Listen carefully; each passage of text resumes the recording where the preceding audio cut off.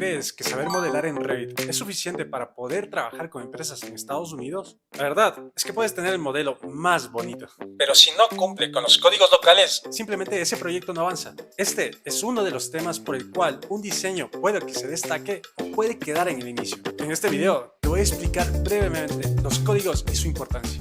En particular, nos vamos a enfocar en el International Building Code o IBC, que es uno de los códigos más importantes y usados a nivel nacional.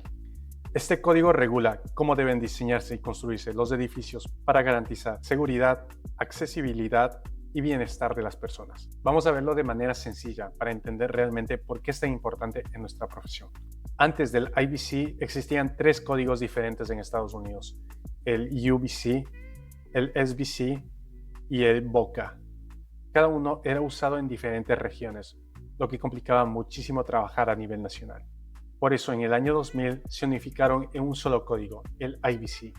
La idea era crear un estándar único que aplica en todo el país y así garantizar un nivel de seguridad y calidad mucho más consistente en todos los proyectos.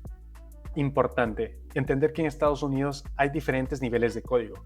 Primero tenemos las leyes federales, como el IBC, el ADA es el que regula el tema de accesibilidad, y el ANSI, que son normas técnicas. Estas leyes son nacionales y obligatorias para todos los estados. Sin embargo, cada uno puede adaptar el IBC a su realidad, a su clima, su topografía, el riesgo sísmico, etc. Entonces, aunque el IBC es la base, cada estado hace cientos de ajustes para que las reglas sean más adecuadas a sus necesidades locales. Cada estado desarrolla su propio código estatal basado en el IBC. Por ejemplo, en California tenemos el CBC, que sería California Building Code, que toma del IBC pero le agrega requisitos extras, sobre todo en temas sísmicos y eficiencia energética. Lo mismo pasa en otros estados, como por ejemplo Colorado, Florida, Nueva York, que tienen su propia versión adaptada, el Colorado Building Code. Adaptan este IBC para temas más térmicos, mayores aislaciones y temas de espesores de muros. Además de los códigos estatales, también existen los códigos locales. Por ejemplo, en California, además del CBC, California Building Code, ciudades como Los Ángeles tienen su propio reglamento, Los Ángeles Building Code. Estos códigos locales pueden agregar requisitos extras dependiendo el tipo de ciudad, el riesgo sísmico, la densidad poblacional o el tipo de edificación. Así que un proyecto no basta solamente revisar el IBC o el CBC en este caso. Siempre hay que ver si la city o el municipio se rige bajo otra regulación local. Ahora surge una pregunta lógica. ¿Qué pasa si los códigos federales, estatales y locales dicen cosas distintas? Aquí la regla de oro es simple. Siempre seguir el código más estricto. ¿Por qué? Porque es el código que se encarga de proteger al máximo la seguridad de las personas. Así que si, por ejemplo, el código local exige más resistencia sísmica que el estatal, debemos seguir el código local. El alcance del IBC es bastante amplio. Regula todo lo relacionado con diseño, construcción, uso y ocupación de los edificios. Aplica tanto para obras nuevas como para obras de remodelación, reparación o cambios de uso. También establece la necesidad de obtener permisos, realizar inspecciones y cumplir con estándares mínimos de seguridad desde el prediseño hasta la entrega final del proyecto. Desde que empezamos a diseñar, tenemos que tener en claro qué normas aplican, qué requisitos de seguridad debemos cumplir y cómo vamos a justificar cada decisión técnica. En el fondo, más que un obstáculo, el IBC es una herramienta que nos ayuda a construir edificios más seguros, accesibles y eficientes. Vamos a hablar de un concepto muy fundamental, que es la ocupación. Cuando hablamos de ocupación nos referimos al uso que tendrá el edificio. Puede ser residencial, puede ser escuela, puede ser un anexo, un hospital. Cada tipo de uso tiene requisitos específicos en cuanto a seguridad, resistencia al fuego, circulación, entre otros. Por eso, desde el inicio del proyecto es clave definir bien las clasificaciones de ocupación. Ese es nuestro motor de arranque para poder nosotros diseñar.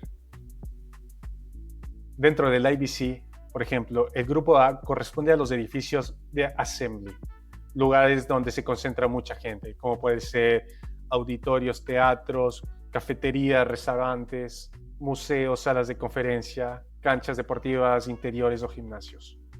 Cada subgrupo tiene requisitos especiales, sobre todo pensando en salidas de emergencia, capacidad de personas y protección contra incendios. Otros grupos que encontramos son el grupo B, que vendría a ser business o negocios. Acá entran todas las que son oficinas, bancos, edificios comerciales o gubernamentales. El grupo R residencial incluye viviendas unifamiliares, multifamiliares, hoteles, departamentos, todo tipo de residencia que podamos encontrar. Cada uno tiene exigencias diferentes, sobre todo en accesibilidad, protección contra incendios y tipos de salidas. Otro grupo que es muy clave, el institucional, desde hospitales, clínicas, cárceles. Por ejemplo, tenemos el I1, que vendría a ser hogares de asistencia, el I2, hospitales, el I3, prisiones, el I4, guarderías y centros de cuidado. Como grupo E tenemos todo lo que es lo educacional, desde escuelas, institutos, universidades, y en el grupo M todo lo que vendría a ser mercantil, tiendas, supermercados, centros comerciales, lugares donde se venden bienes.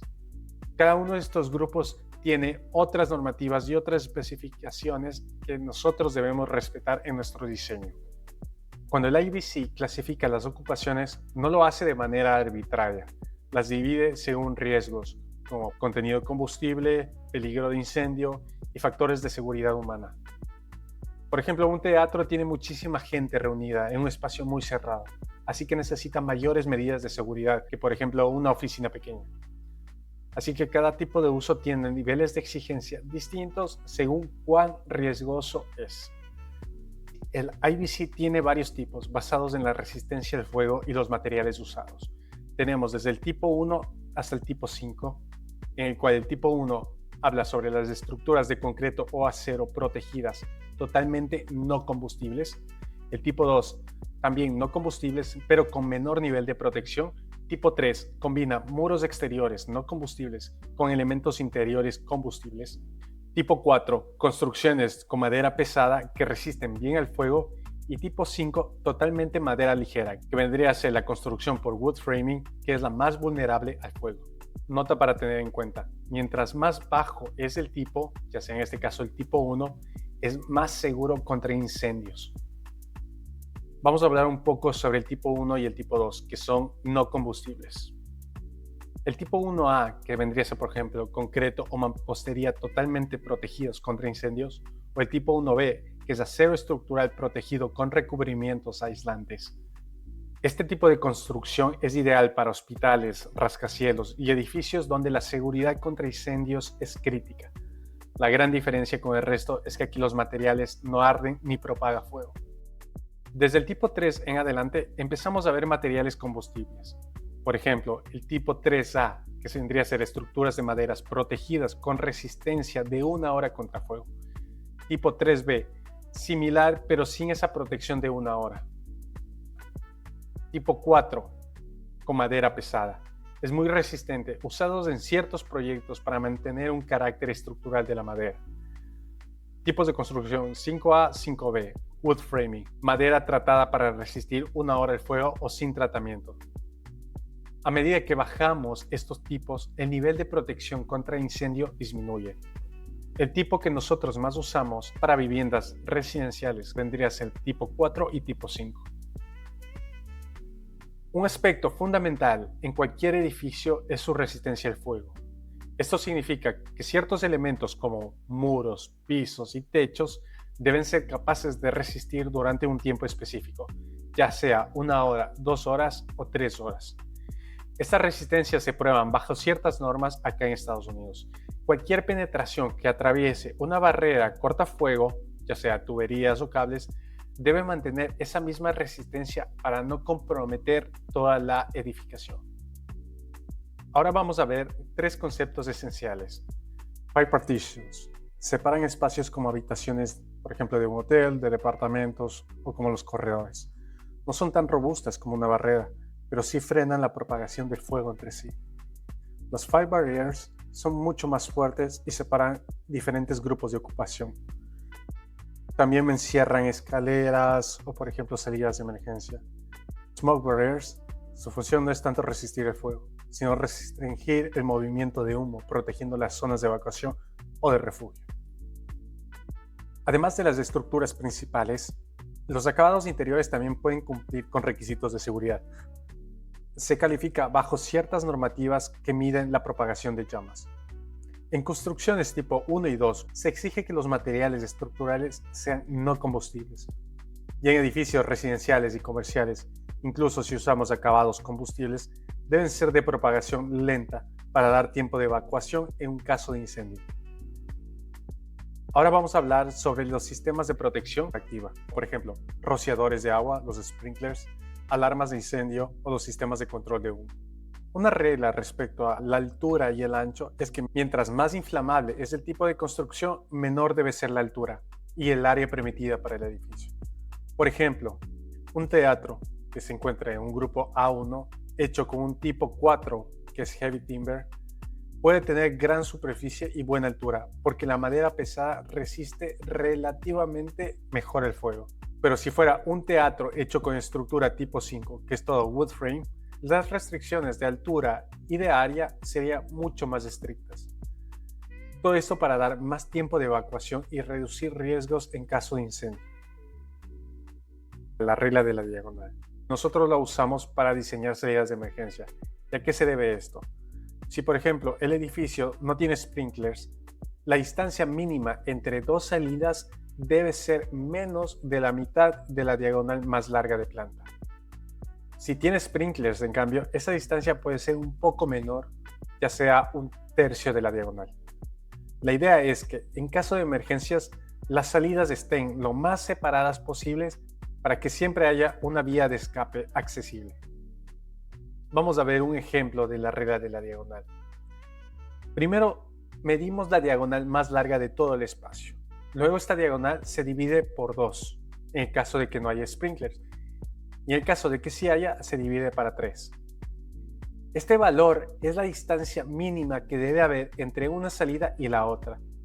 Esto asegura que pase lo que pase, siempre haya dos rutas distintas para evacuar rápidamente.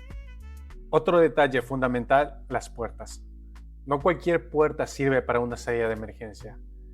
Las Fire Rated Doors deben cumplir con, por ejemplo, un ancho mínimo libre de 32 pulgadas, que es un aproximado de 81 centímetros, una altura mínima de 80 pulgadas, un aproximado de 2 metros, y debe abrir fácilmente en el sentido de evacuación.